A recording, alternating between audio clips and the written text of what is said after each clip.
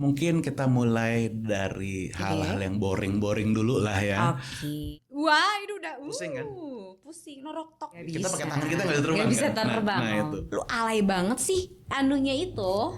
Kecil-kecil gitu. Jadi kita Iya. bisa lihat apa sih? Bisa.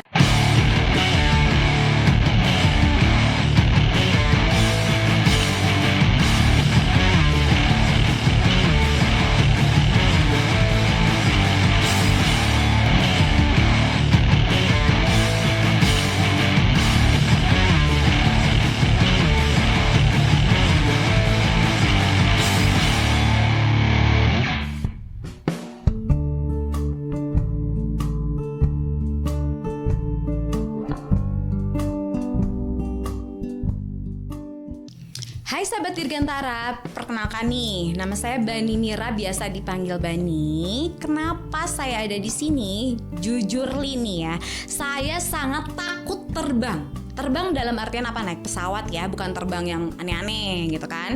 Oke, dan jujur juga saya penasaran banget dengan dunia penerbangan. Dan kebetulan saya diundang di podcastnya Pesawat Om Gary. Wus, wow. Oke, apa kabar Om Gary? Baik, gimana Bani? Bani baik juga. Oke, Om Gary, sedikit ya. Gak sedikit sih, sebenarnya banyak banget yang akan Bani tanyakan. Karena apa? Penasaran banget kan? Oke, Om Gary. Om Gary itu tidak ada basic dari pilot ya? Enggak. Oke, kenapa Om Gary tertarik di penerbangan? Ya, dari kecil ya. Oke. Kan banyak waktu kecil anak-anak ditanya, mungkin dia mau jadi apa? Mau jadi polisi, mau jadi tentara. Oke. Ada yang mau jadi pilot. Oke. Nah, saya pengen jadi pilot waktu kecil. Why? Ya, apa ya? Fascinated aja gitu, dalam arti kita naik pesawat berapa jam, turun udah di tempat yang jauh banget gitu. Iya. Terus juga kalau dari sisi logis gitu, ini barang berat banget bisa terbang, gimana caranya?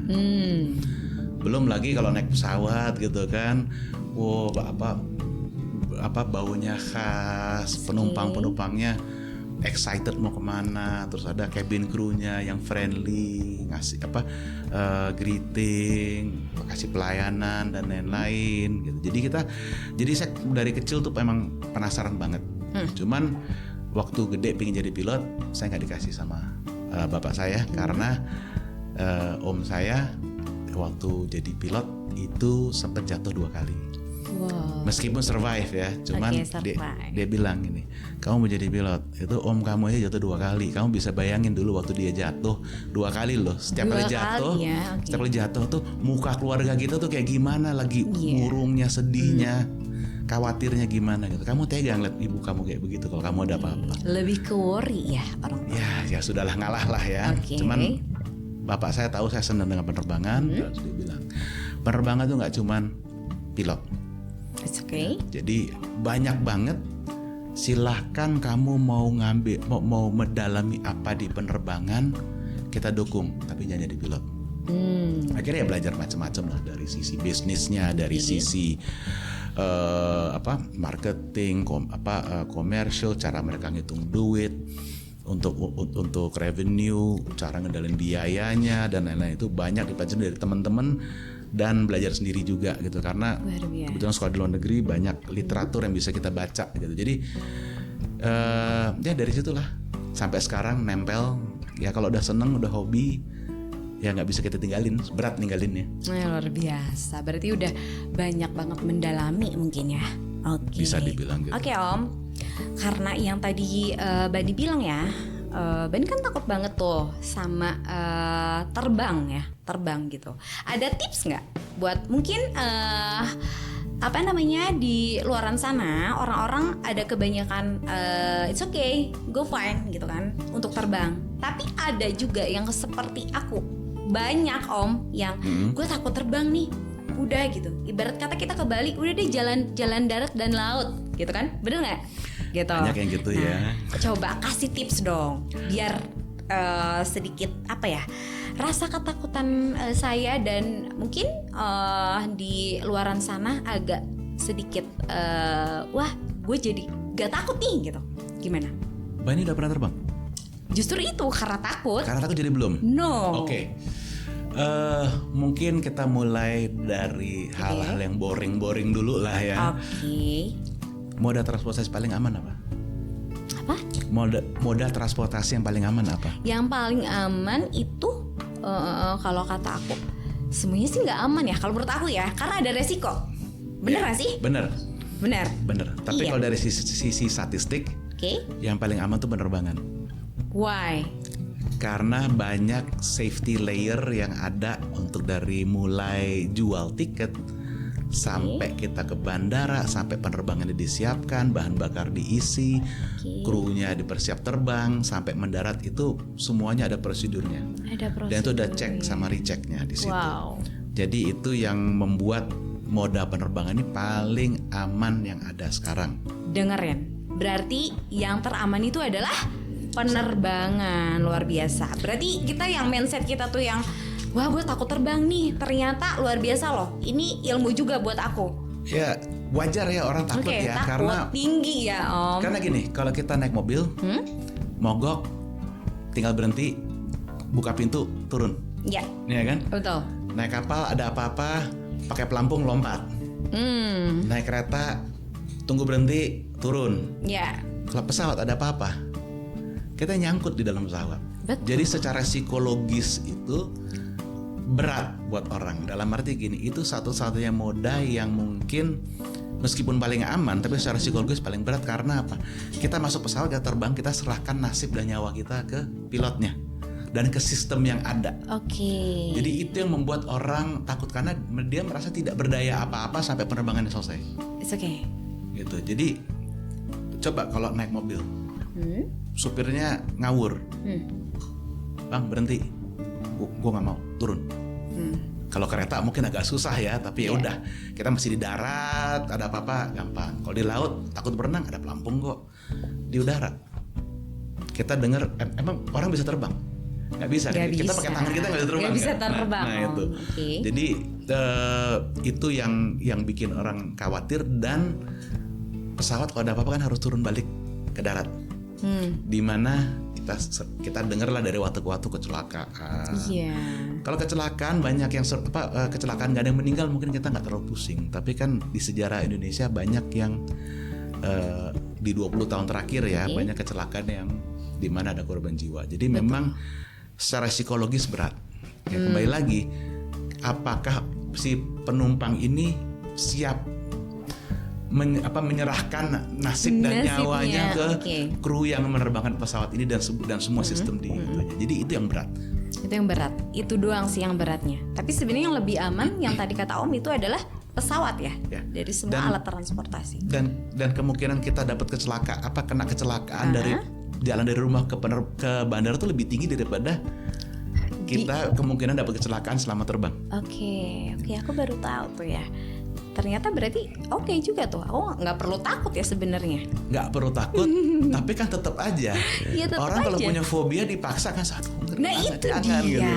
Oke, tapi ini sedikit tips ya. Oke, buat teman-teman yang mungkin sama kayak saya yang takut sama penerbangan, mungkin kalau misalkan tadi dengar dari Om Gary, nah semoga kalian tingkat kecemasan dan ketakutannya bisa mereda gitu. Oke. Tapi Apa Om? punya ketakutan yang khusus nggak? Penakut? Iya, ketinggian. Ketinggian. Betul. Pernah manjat ke atap? Pohon pernah. Pernah. Pohon jambu. Takut kan? Enggak. Itu Nggak waktu takut? kecil. Waktu kecil. Tapi kalau misalkan lihat bangunan yang tinggi, aku lihat ke atas, wow, udah pusing banget gitu Kalau ada kan. bangunan tinggi lihat ke bawah, Wah, itu udah Pusing kan? Pusing, noroktok. karena kita masih bisa ngelihat Oke. detailnya di bawah. Detailnya di bawah ya. Kalau di pesawat kita terbang udah tinggi banget. It's okay, jadi nggak bisa lihat ke Jadi bawah. jalan gede itu mobilnya ya cuman kayak semut lewat aja gitu. Oh gitu. Jadi kayak titik-titik yang gerak aja. Jadi udah saking jauhnya. Itu secara psikologis kalau kita bisa menenangkan diri kita, kita bisa memutus fobia tadi. Oke. Ibaratnya gini, memang agak fatalistis ya. Ibaratnya gini, kalau saya lompat dari sini saya pasti mati. Kalau saya lompat dari lantai 2, lantai 3, Oke. saya bisa hidup, saya bisa enggak. Kalau saya hidup, saya bisa sengsara, Iya. cedera dan lain-lain. Betul. Itu jadi ada juga dari fobia ketinggian itu adalah orang takut cedera. Iya. Kalau ada apa-apa. Iya. Kalau dari atas ya pertama itu adalah moda transportasi paling aman. Oke. Jadi kemungkinan besar kalau ada apa-apa Oke. akan selamat. Tapi kalau misalnya ibaratnya ya jangan sampai lah ya pesawatnya pecah, kita jatuh ya. Oh gitu ya. Orang yang pernah survive jatuh dari pesawat komersil Oke. itu pernah ada Pernah ada. dari 30.000 kaki itu pesawat Wow. pramugari kebetulan dari Yugoslavia. Oke. Itu pernah pesawatnya kena bom teroris dan dia terlontar dan dia entah bagaimana bisa survive. Wow. Itu rekor sampai sekarang. Tapi dalam arti gini, jadi itu kan hal yang sangat jarang banget. Sekarang begini, kita takut cedera, kita lihat di jalan raya orang yang nyetir ugalan banyak kan. Iya. Tapi kenapa kita gak takut? Itu tadi. Balik yang tadi lagi Iya, kan, balik karena yang kalau di tadi. pesawat kita serahkan nasib kita. Iya, karena mungkin tinggi, terus ada fobia juga gitu kan. Terus banyak juga denger kayak apa tuh namanya? Kecelakaan pesawat kan hampir berapa persen tuh yang meninggal gitu loh, Om. Sebenarnya gini, kalau kecelakaan itu mayoritas Oke. itu survivable, orang bisa hidup. Cuman Serius? di berita tuh nggak jadi sensasi. Jadi kita nggak lama dengernya. Nah yang kita denger lama tuh kan yang semuanya meninggal atau Iya. korban jiwa dan lain-lain gitu. Iya. Jadi efek psikologis dari media juga ya kita nggak bisa salahin juga ya, mereka harus cari uang dari berita kan. Dan bagaimana bikin orang mau nonton beritanya gitu. Jadi ya itu ada negatif bias alamiah lah kita bilang. Kita nggak nyalahin itu bias negatif alamiah lah untuk itu. Oke. Berarti nggak usah takut sih sebenarnya. Tadi balik ke masalah takut ketinggian. Justru Oke. terapi paling bagus Apa tuh? untuk takut ketinggian adalah kalau terbang duduk di jendela. Wow, duduk di jendela. Serius? Biar bisa ngelihat. Oke. Bisa ngelihat bahwa semuanya di bawah aman-aman aja kok. Kalau kita duduk di tengah nggak bisa ngeliat keluar, kita takut. Kenapa? Naik bus, naik mobil kita bisa keluar kan.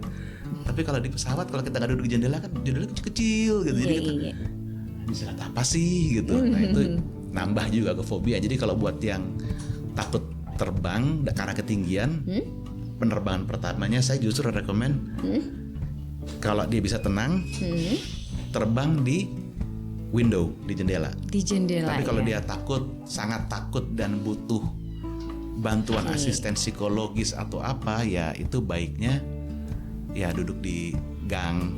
Jadi kalau ada apa-apa bisa manggil cabin crew-nya. Saya ketakutan nih gimana?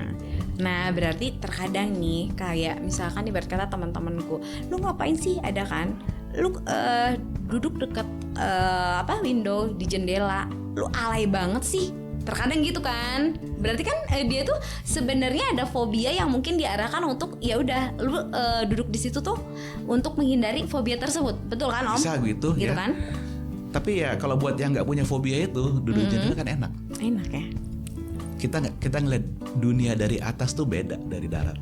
Oke deh, kalau gitu. Oke, satu-satunya moda transportasi yang bisa bikin kita yang bisa membuat kita bisa lihat dunia dari atas itu cuma pesawat. Pesawat ya, oke deh. Kalau kapal cukup fascinating karena kita lihat dari laut. Laut. Ya kan, semua pantai yang ada. Kalau kereta fascinatingnya apa? Kita ngelewat kota, lewat pedesaan, pemandangan juga gitu kan. sawah dan lain-lain. Ya, kalau naik mobil ya ingatnya tol, macet dan kawan-kawan. Iya benar. Oke, sedikit agak gimana ya? Ketakutannya agak menurun ya. Siapa tahu aku oke deh. Terbang yuk. bisa. Oke, Om. Nih, tar dulu ya. Untuk tadi kan Om bilang tentang itu tips ya. Nah, aku pengen nanya nih, Om.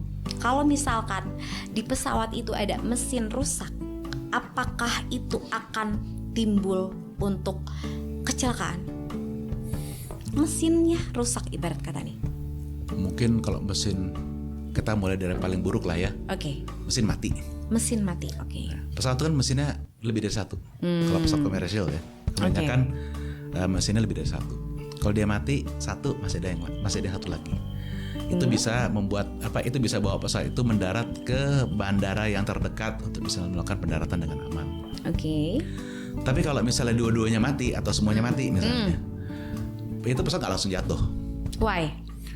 Kembali lagi, pesawat bisa terbang gimana? Gitu. Pesawat terbang itu karena ada angin yang melewati sayapnya.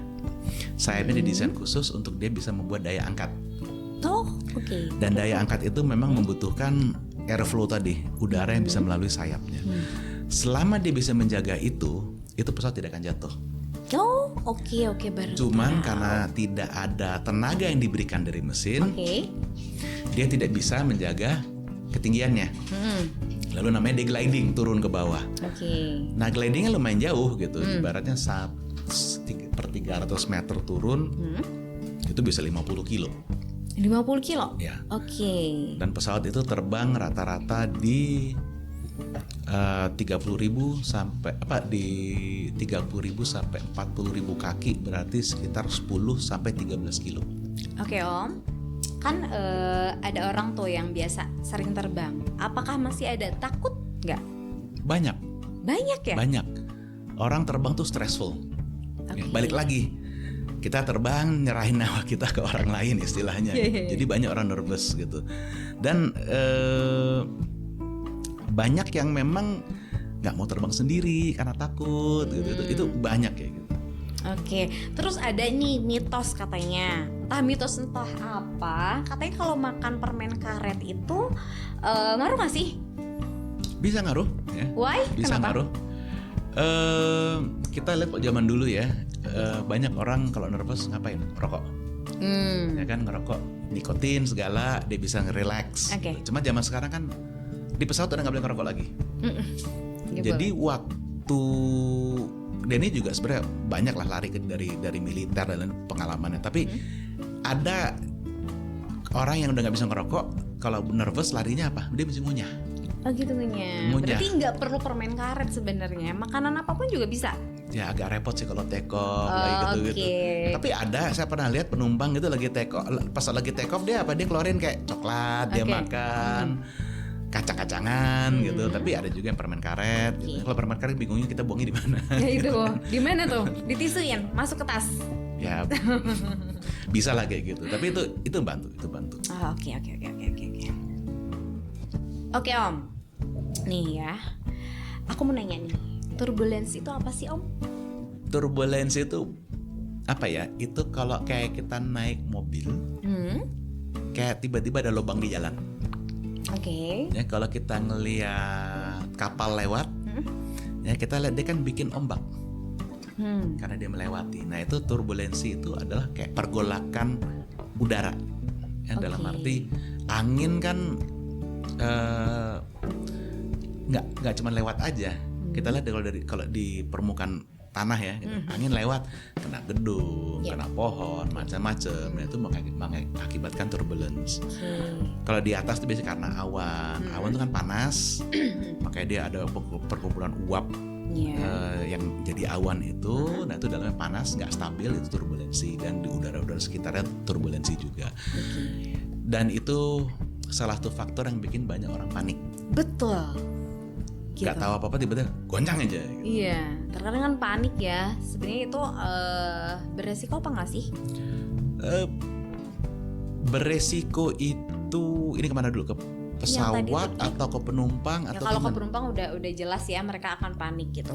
Ya, Tapi kalau misalkan kebanyakan goncangan ya efeknya sih lari ke penumpang juga gitu. Penumpang yang nggak pakai seat belt bisa aja kelempar ya. Dan saya sendiri pernah ngalamin turbulence berat sampai kabinnya tuh porak-poranda, barang kemana-mana, troli yang kebetulan lagi serving makanan, trolinya sampai tumbang, jatuh kemana-mana, itu pernah kayak begitu. Jadi ya kaget, cuman pas awal-awalnya takut gitu. Tapi begitu udah lewat, oh iya tadi turbulence, sekarang bisa ngapain gitu. Tapi itu kenapa saya selalu biasain pakai seat belt kalau misalnya duduk, meskipun lampu seat belt mati, tetap karena harus wajib ya nggak perlu erat tapi longgar nggak apa-apa. Yang penting kita nggak jadi, kalau turbulence kita nggak terbang kemana-mana jatuhin ke orang lah, jatuhin diri kita ke orang gitu. Tapi kalau yang banyak orang nanya ke saya selama ini adalah pesawat bisa jatuh nggak karena turbulence? Nah itu Selama ini belum, kebetulan. Oh, oke. Belumnya dalam arti pesawat terbang biasa karena turbulence misalnya apa, kehilangan kendali sampai jatuh itu enggak. Kehilangan kendali pernah ada, tapi kalau sampai misalnya jatuh itu enggak. Sampai ada yang takut guncangannya keras banget, takut sayapnya patah, enggak. Sebenarnya itu nggak akan menyebabkan pesawat jatuh ya kalau si turbulence itu. Enggak, tinggal oke. pilotnya sanggup mengendalikan atau enggak, atau sistem autopilotnya sanggup mengendalikan atau enggak. Makanya pilot selalu jaga-jaga kalau dalam kondisi turbulence untuk lihat pesawatnya, performance-nya, pengendaliannya masih bagus nggak. Kalau nggak mereka ambil alih dari komputer pesawat. Oh gitu. Terus yang menyebabkan pesawat itu jatuh apa tuh Om? Boleh tahu nggak? Kan sebenarnya kan ada, teknisi, betul kan? Ya, Ya. Terus ngecek-ngecek pesawat, betul? betul. Nah, kenapa ada terjadi pesawat jatuh? Kembali lagi. Apakah ada kelalaian? Bisa jadi ya. Jadi gini, tidak ada hal yang sempurna. Oke. Kita hanya bisa menyempurnakan. Hmm. Tapi mau kita menyempurnakan sebagaimanapun nggak akan bisa sempurna. Dalam arti apa? Kita semua masih manusia. Ya. Manusia bisa lupa, bisa berbuat salah sengaja nggak sengaja. Ya, udah punya sistem dicek dan lain-lain, tetap aja. Kalau misalnya begini, mungkin kita mau perfect tuh nggak mungkin. Mau perfect tuh berat banget. Berat banget ya? Berat banget untuk kita pekerjanya perfect. Jadi apa? Ada level of acceptance yang bisa diterima dalam arti oke, resiko begini, kita lihat bahaya nggak, oke lah, mau agak sedikit longgar itu boleh, tapi kalau yang bahaya jangan. Jadi kita fokus atensinya orang di situ. Oke. Itu pertama. Kedua, yang difokus atensi pun tidak bisa perfect. Tapi gini, satu kelalaian dengan banyaknya layer tadi untuk cek, recheck dan lain-lain, seharusnya tidak mengakibatkan pesawat jatuh. Nah, yang apes itu kalau beberapa kesalahan menyatu dalam satu penerbangan. oke. Nah, sistem yang diterapkan itu adalah bagaimana mencegah beberapa kesalahan tersebut terjadi dalam satu penerbangan. Kenapa? 1, 2 kesalahan itu biasa dan itu sistemnya tidak akan langsung rompal terus jadi resiko gede pesawat jatuh, itu enggak. Tapi kalau banyak tapi kalau banyak hal-hal yang diabaikan atau lalai, salah, itu namanya Swiss cheese. Jadi kalau lubang keju, nah kalau lubang-lubangnya kita line up, mau berapa layer keju pun ya lubangnya bisa dari ujung ke ujung. Nah itu namanya potensi kecelakaan. Oke, gitu ya. Jadi kita menguranginya dengan seperti itu. dari situ. Jadi tadi kembali lagi kalau balik ke penyebabnya ya, kebanyakan itu begini, sudah jarang sekali kecelakaan akibat satu kegagalan atau satu kelalaian. Itu biasanya udah multiple. Atau misalnya ada kesengajaan. Maksudnya? Kesengajaan ya terorisme, bunuh diri. Oke. Itu masih ada, tapi jarang sekali untuk itu. Tapi kembali lagi secara statistik ini masih yang paling aman. Gitu. Jadi aman ya? Itu semuanya kita pikirin. Sampai hal kayak gitu dipikirin. Orang mau bunuh dirinya kita pikirin. Orang mau bawa barang berbahaya ke pesawat kita pikirin. Kita tangkap di security checkpoint di bandara. Air pun ya Om, katanya aku dengar. Kalau untuk penerbangan internasional ya, kalau untuk domestik enggak. Domestik enggak. Jadi banyak hal-hal yang kita pikirkan yang mungkin kalau di industri lain bilang kamu gila ya mikir sampai segitu. Tapi itulah yang membuat industri paling aman. Terus gini, kayak misalkan nge-record nih pakai handphone, itu katanya ngeganggu sinyal dari pesawat tersebut, apakah betul? Enggak. Itu jadi gini, dulu waktu pertama kali HP itu banyak, risetnya belum ada. Jadi banyak yang nggak mau ambil risiko, dilarang dulu. Tapi dengan berjalannya waktu, itu risetnya ada, dibuat dan ternyata tidak mengganggu. Tidak mengganggu. Jadi gini, tidak mengganggu itu dalam arti kok gini, gangguannya berbahaya atau tidak. Kalau gangguannya tidak berbahaya, ya udah ngapain kita pusingin. Tapi kalau gangguannya berbahaya, misalnya bisa membuat sistem komputer pesawatnya membuat error, atau bisa mengganggukan sistem navigasi pesawat, jadi mau larinya ke sana, dilarinya jadi ke sana gitu.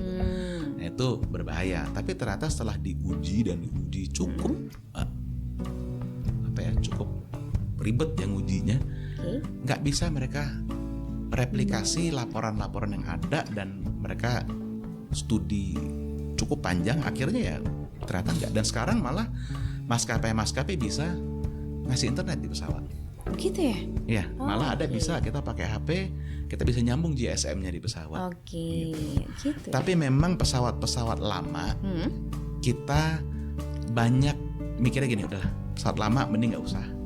Kita fokus teknologi pesawat baru yang kita tahu di testing pun aman. Oke. Kalau kita pesawat yang udah lama tahun 70-an, yang dibuat tahun 70-an 80-an, mungkin akan bisa ya. Ya, tapi kan itu dipakai udah jarang. Udah jarang kalau pesawat Buat tua penumpang udah nggak ada malah. Karena itu beresiko juga ya Om ya. Bukan itu, mahal. Jadi nggak kompetitif lawan yang pakai pesawat baru. Pakai pesawat baru. Oke, berarti so far aman ya. Karena emang saya sih sempat kepo juga. Terus kadang kayak pesawat jatuh, mereka si netizen itu ya lu sih, makanya itu buat apa sih, buat apa namanya, penumpang, tolong dong matiin ketika sedang ini kan kayak gitu. Berarti so far aman ya. Ya, dan banyak bilang undang-undang kan bilang nggak boleh gitu. Undang-undang menyatakan yang tidak boleh itu hal yang mengganggu. Jadi kalau sudah mengganggu, matiin. Oke. Kalau nggak mengganggu, ya ngapain dimatiin? Mengganggu dalam konteks apa Om? Ya misalnya yang dikhawatirkan tadi, gangguan sistem navigasi, sistem pesawat, komputernya dan lain-lain. Gitu.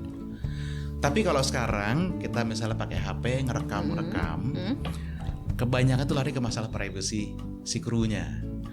Krunya banyak yang, aduh gue udah kerja, udah capek, gue jadi image perusahaan, terus gue salah sedikit ntar ada yang ngerekam diviralin gitu. Ya mereka sebenarnya di situ bukan buat jadi window dressing, buat biar kelihatan maskapai kelihatan cantik. Mereka situ memang buat keselamatan. Jadi tugas mereka utamanya di situ dan mereka bisa merasa terganggu. Oke Om, aku ada pertanyaan nih, tapi sedikit receh ya Om ya. Gak apa-apa kan? Santai, gak apa-apa. Gini Om, kan di pesawat itu ada toilet ya Om ya? Ada ya. Ya. Terus ada penumpang nih ibarat kata. Oke, penumpang banyak lah yang kayak pengen pipis, karena kan perjalanan juga gak sebentar, bener gak sih? Ada yang mau pipis, ada yang buang air besar. Nah pertanyaannya adalah si anunya itu itu biasanya ditampung, apakah itu dibuang dan kemana Om? Pertama ditampung. Stop dulu Om, ini seru nih kayaknya. Oke. Kita lanjut di episode selanjutnya ya. Tetap di podcastnya Pesawat Om Gary. Wus. Wow.